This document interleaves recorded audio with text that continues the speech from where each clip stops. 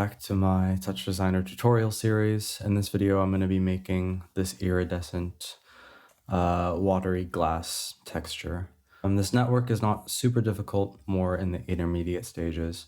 So without further ado, we're just going to go ahead and get started. So I'm just going to delete everything to start out.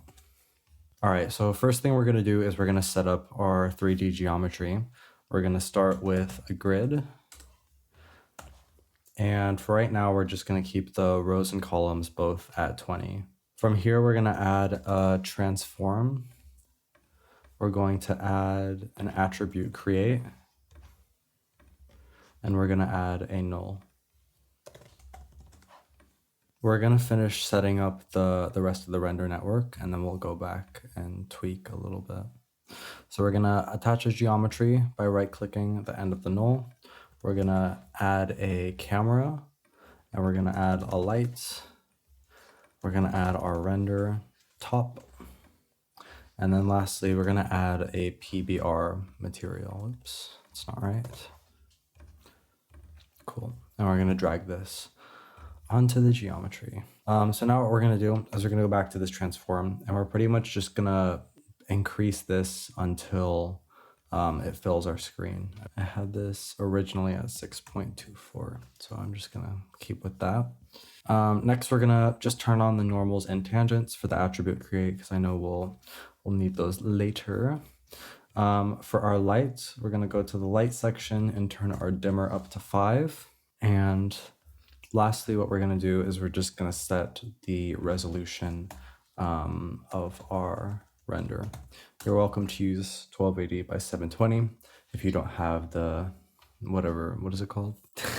Commercial version? Yeah, that. Anyway. So this is our basic 3D geometry, and now we can move on to the mapping. So once again, I'm just going to start by adding all of the operators we need and tweaking them afterwards. So we're going to start with a noise. I'm going to set the resolution to 1920 by 1080. We're going to add a displace, and we're going to connect the output over noise into both inputs, and we're going to add a null. So now let's take a look at our noise, and we can adjust the parameters to our liking. So for right now, we're going to have our period set to 0.55. We can go ahead and change that a bit later. We're going to set our harmonic spread to 1.5, and the amplitude and offset we can also mess with later. But for right now, I'm going to put the offset at 0.7.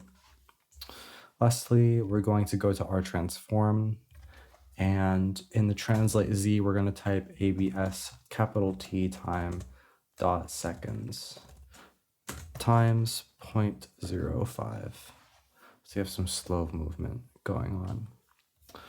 The next thing we're going to do on our displace is we're going to set the displace weight. We're going to set the displace weight for both the X and the Y to be 0.09. So we have this kind of funky design going on. It's kind of like a sponge, I guess. I don't know. And I also set my UV weight to 0.834. Nice. Cool. And now what we're going to do is we're going to add a feedback loop. So from our null, we can add feedback. We can add a slope. We can add a noise.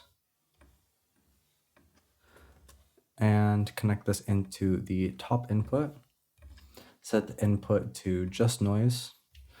And then we can connect a displace. Lastly, we'll add a level and then end the feedback loop with a composite. Drag this here, drag this here. Great. So for our noise, you can go to our parameters. We're going to set our harmonics to 6. We're going to set our exponent to 1.17, our amplitude to 0.13, and we're going to turn monochrome off. And now what we're going to do is we're going to drag our comp onto our feedback, and set the composite function to be average. Nice, looking good. Cool, so now we're gonna split this off into our maps. We're gonna add a null.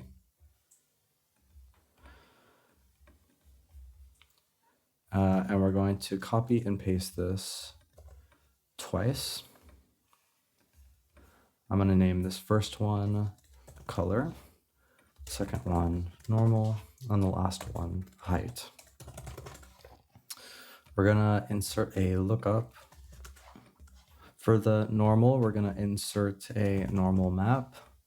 And lastly, for the height, just a common standard monochrome. Awesome.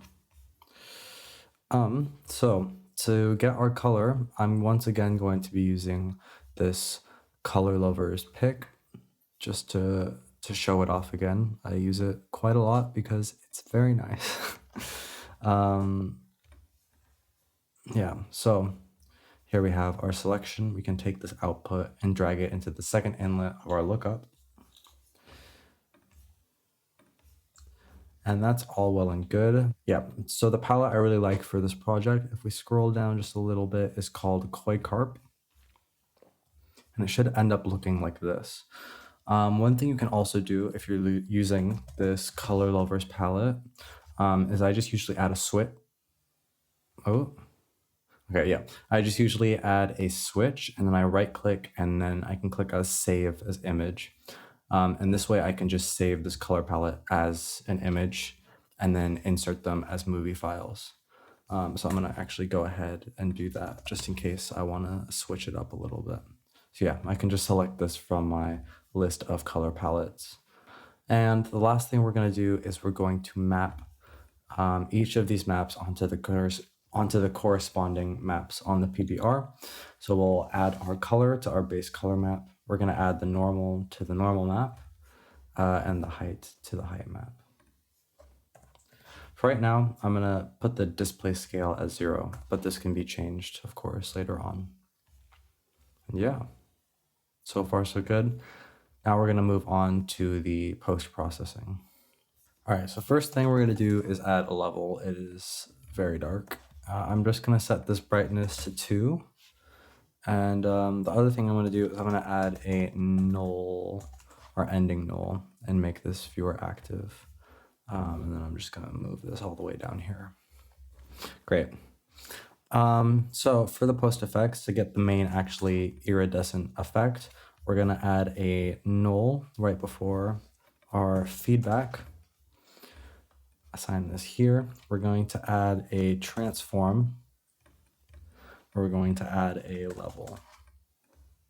We're gonna insert a composite right here, and we're gonna insert right here.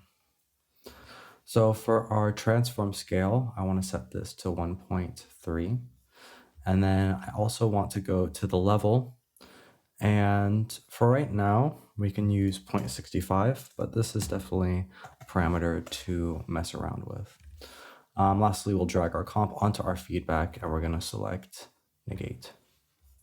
So immediately we have this bubbly, very cute iridescent texture. God, I cannot speak today. Originally, when I was doing this project, I had it at 85, and that gives it more of like a physical feel. It also has like these feedback tunnels in the center that are kind of trippy, kind of fun, kind of nice, kind of funky and fresh. But for a more stable look, we can also go back to 65, and I also liked 57 as just different color vibes. Yeah, I guess we'll keep it on 65 for right now. Nice. The last thing we're gonna do is we're just gonna add some edges as a fun little thing. If you're making this audio reactive, then it's nice to be able to have some sort of edge to kind of give like a slight cue that audio is happening. Anyway, we're gonna add our edge right here. We're gonna set our black level to 0.064 and add a level from this and have the opacity be the main operation, or sorry, the main parameter to control, to see how much of this we actually want. And I have our composite here, and the composite function we're going to use, there's two of them that I liked. Of course, there's a fuck ton of them, but two that I liked. The first one was negate. If I go back here to point, what was it, 87? 85. If I go back here to point 85, I think the noise looks a bit nicer. You can definitely have this react to audio, and it doesn't even need to go all the way. The other composition function that I liked was reflect and divide. I believe they both do the same thing, but it has this very kind of like using pastel crayons on paper. I think it's super flattering. It definitely changes up the whole vibe, but I don't know. I really like it. It's very cute. For right now, I'll just stick with negate and turn this down. But yeah, this is pretty much the gist of this visual. This one's super short, but I just made this and I thought it was cool and nice. So I hope you enjoyed this short but sweet tutorial, and let me know if you have any comments, suggestions, tips, anything of the sort. As always, very much appreciated. But anyway, hope you have a lovely day. Bye-bye.